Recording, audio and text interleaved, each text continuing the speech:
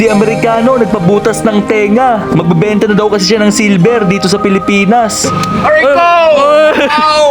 Yung anak ni Amerikano ang magbo-model sa silver nila.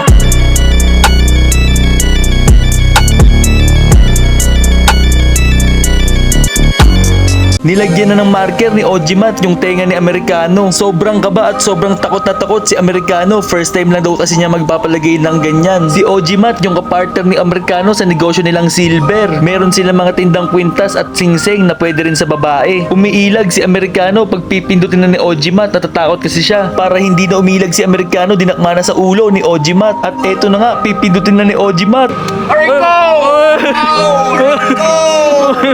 Ang problema nito, naipit at hindi matanggal ni Ojimat. Kaya napapasigaw na lang si Amerikano. Hindi niya na mapigilan.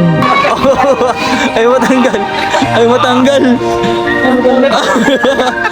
Maya-maya lang natanggal na ni Ojimat at hirap na hirap si Amerikano. Tuwang-tuwa pa siya kasi kala niya tapos na. Hindi niya alam meron pa sa kabila. Silver Source nga pala ang pangalan ng negosyo nila Amerikano dito sa TikTok. Nagulat naman si Amerikano nung nalaman niyang bubutasan pa pala yung kabilang tenga niya. Akala niya tapos na. Napatingin-tingin pa si Amerikano kay Ojimat na parang nagmamakaawa na wag butasin yung tenga niya. At eto na nga, pinindutan ni Ojimat at nakabit na yung pangalawang hikaw ni Amerikano. Kung gusto niyo mapanood yung mas mahabang video namin guys, follow niyo ako sa Facebook at sa YouTube. Search niyo lang ang Kuya Jeff at doon niyo mapapanood yung mga exclusive namin video na wala dito sa TikTok. Suportahan niyo daw yung negosyo ni Amerikano na silver na meron siyang kwintas, singsing at meron pang hikaw.